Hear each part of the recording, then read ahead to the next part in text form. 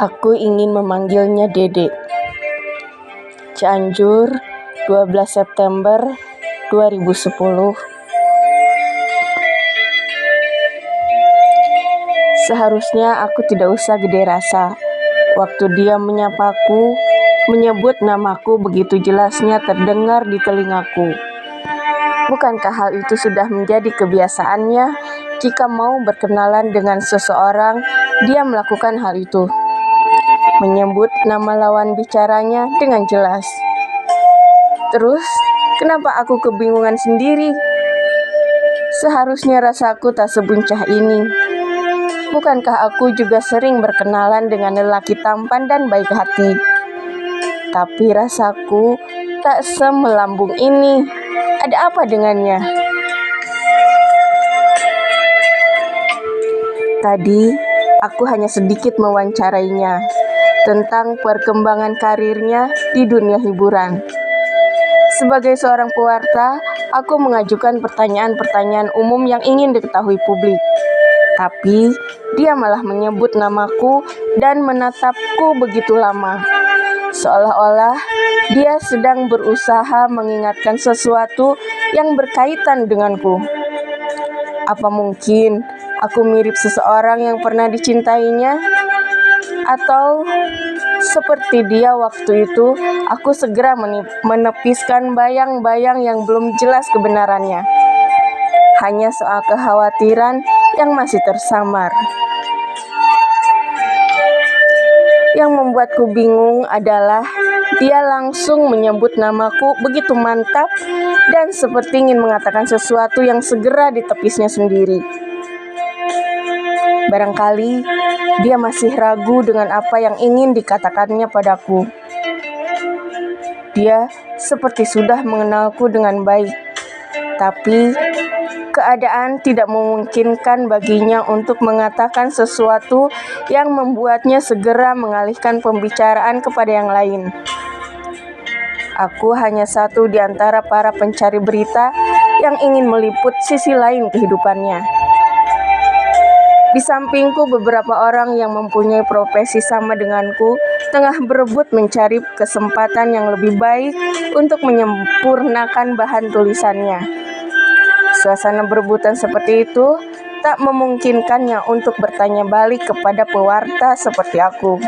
Untunglah dia masih sempat mengajukan permintaannya untuk bertemu denganku besok sore di tempat yang sudah dijanjikan di kafe miliknya di selatan kota Jakarta.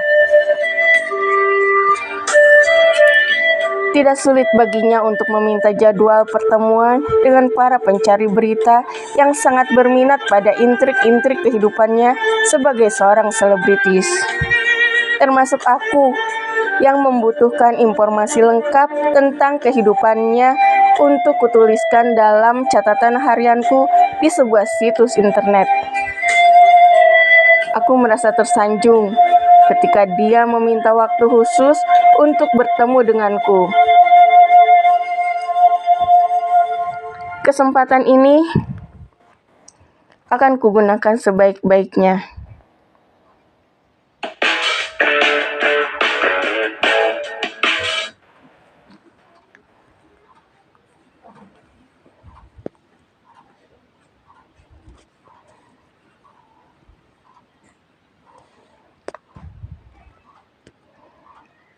Agar aku mendapatkan apa yang harus kudapatkan darinya. Barangkali dia pun menginginkan hal yang sama, ingin membicarakan sesuatu denganku secara pribadi.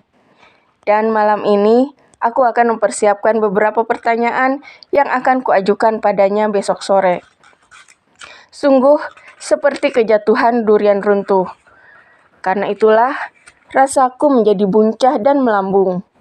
Seperti melayang-layang di udara bertemu dengan seorang selebritis yang sedang menjadi idola anak muda saat ini. Aku jadi tidak sabar menunggu peristiwa itu.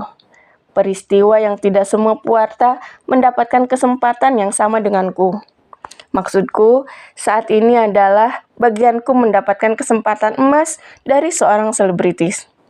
Dan aku harus mampu menguasai perasaanku. Jika tidak, bagaimana jadinya caraku mengajukan pertanyaan-pertanyaan dengan perasaan demikian. Sudahlah, baiknya aku istirahat. Beberapa pertanyaan sudah kusiapkan, dan aku harus menenangkan pikiran dan perasaanku sebelum bertempur menghadapi serangan balik darinya. Memangnya dia membicarakan apa denganku ya? Kita lihat saja besok sore. Waktu yang sudah dijanjikan pun tiba. Aku berangkat ke tempat itu sesuai kesepakatan. Baru kali ini aku memasuki sebuah kafe yang di dalamnya sangat berisik bagi telingaku.